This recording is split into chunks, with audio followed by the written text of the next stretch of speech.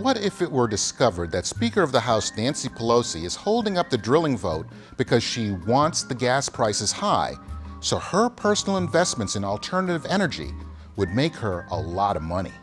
Which brings us to Madam Speaker's 2007 Financial Disclosure Form.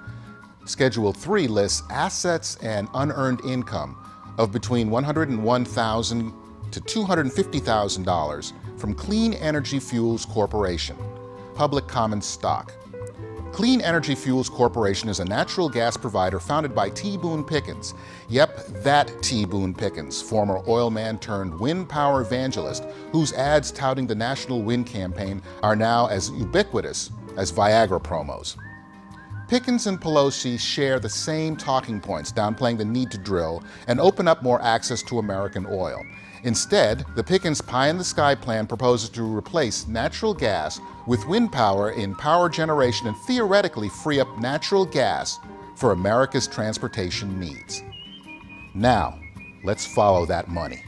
As reported on Don'tGoMovement.com, Speaker Pelosi bought between $50,000 and $100,000 worth of stock in Pickens' CLNE Corporation in May 2007 on the day of the initial public offering.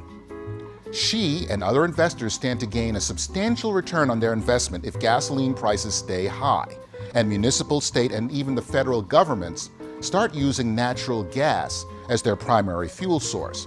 If gasoline prices fall, alternative fuels and the cost to convert fleets over to them become less and less attractive. If this is true and the mainstream media catches wind of it, big if, Pelosi could single-handedly doom the Democrat Party's hold on the Congress and the Senate. It sucks we have to rely on the media.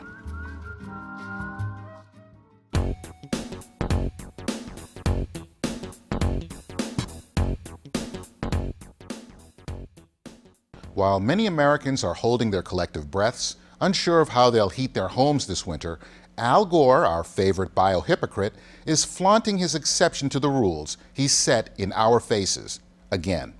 There is no question that the alarmist and doomsday scenarios spread by Al Gore have been very, very beneficial to him personally and professionally.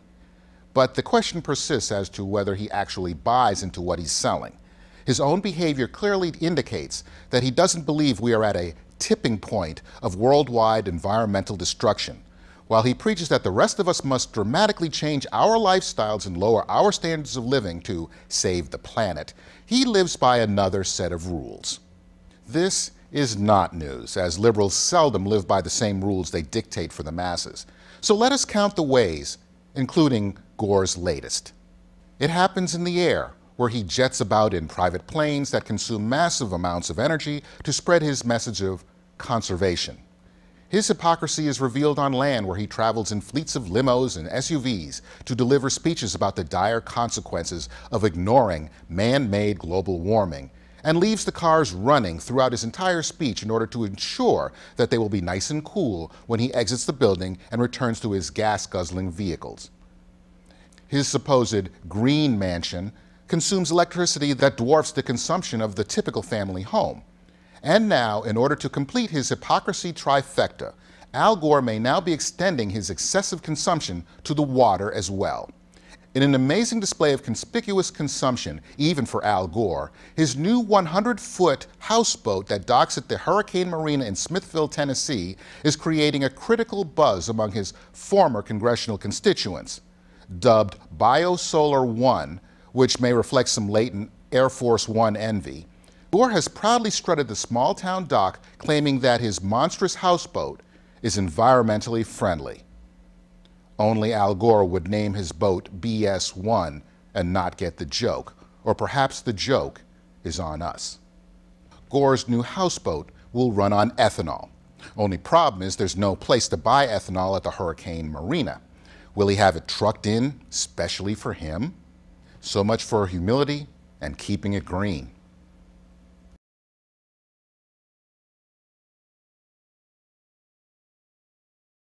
And they would have real-world penalties for anyone that does, for Nate to become financially independent.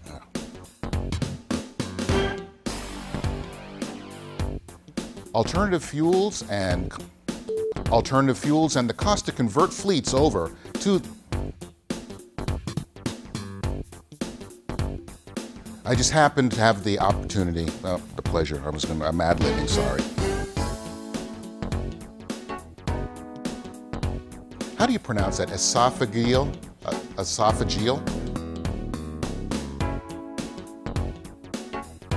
And just because I write it, I don't have to pronounce it.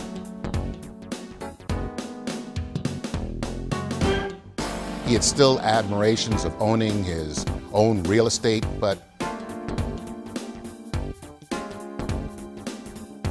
and go out and seek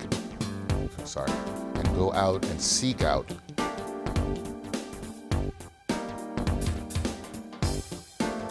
assets and unearned income of between 100,000